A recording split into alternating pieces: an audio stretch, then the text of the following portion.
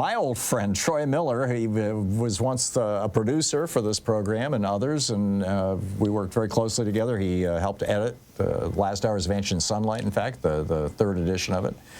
He is now a candidate in West Virginia for House District 98 and the Appalachia organizer for Social Security Works. His website, Troy for West Virginia, troyforwv.com. And on Twitter, it's Troy N. Miller. Troy, welcome back to the program. So how are things going in West Virginia? It's very exciting. You know, it's just like everywhere else in the country. It's a very exciting time to be paying attention politically.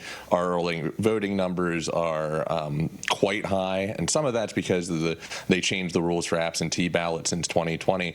But what I'll say is, you know, it's been 10 years since I started working with you as a call screener back then. 3 different Trump elections now, which is mind-boggling to think about how long it's been in this sort of world.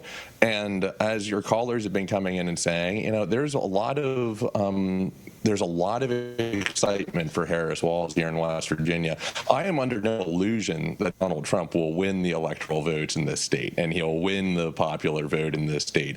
But by how much is really up for grabs. And I think that the Republicans up and down the ballot, the Republican voters, are very excited to vote for Trump again. But how much they'll actually vote up or down the ballot is left to be decided. They have been turning out in droves for early voting, which is, by my standpoint, frankly, very exciting any which way. I mean, the more voters we have, the more people we have voting, the greater turnout we have, the better it is for our country. Yep.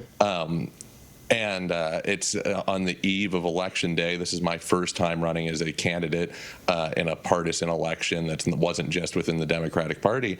And I think we've successfully scared my opponent in the Republican Party, who had to kind of come in the last month and put their hands on the scale a little bit. Which I don't want to talk too much about, because I want to end this campaign the way we've carried it out, which is talking about, you know, the economic Bill of Rights and how we can secure these rights for all West Virginians and for all Americans. And one of the things I'm coming away from this campaign with is we need a sort of a left-wing for the people equivalent of the American Legislative Exchange Council, right? They generate all of this pro-corporate culture war type stuff while they pick our pockets, and any Republican who gets elected across the country immediately has this sort of ensemble of legislation that they can mad lib their name and state to and push through. And we need something like that on the left. We need something like that can be working for working people, because here at these state races, if I win, I'll need to get to work on day one. And drafting legislation is, I think, no walk in the park, especially when you're trying to compare across different states with different structures and things like this. I've talked a little bit now, but I'd love to hear any other questions you have, because I could just keep on talking until the break. I get it. And you know, the wonders of starting as a Thom Hartmann call screener. So, Troy, are you running against an incumbent? I am not running against an incumbent. So it's an open seat? It's an open, okay, so it's sort of an open seat, because in September, a member of the West Virginia Racing Commission, which oversees thoroughbred and greyhound racing in West Virginia, died. And so the person who held this seat was then appointed by the governor to that seat on the racing committee. Did that, the governor then appointed my opponent to the vacancy left open there. And so it was an open seat. It's not an open seat anymore, but he also hasn't been elected. Yeah. And that's one of the ways that I see. Is he a Trumpy Republican you're running against?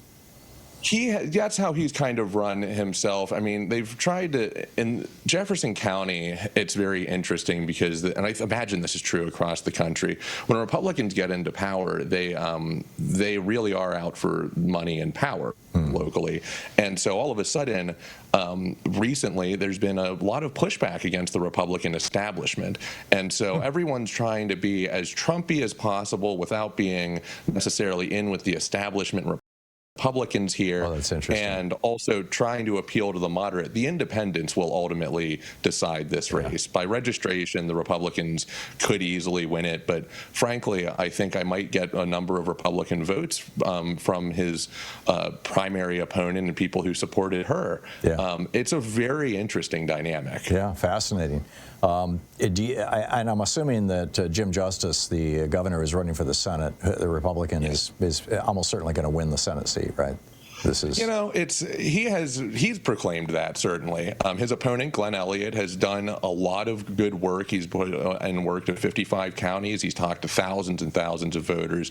And the big thing that he's up against is that a lot of West Virginians simply don't know who he is, which is why Jim Justice has been very strategic to avoid debating him or anything else. But Jim Justice has declared he's going to be a part-time senator, basically.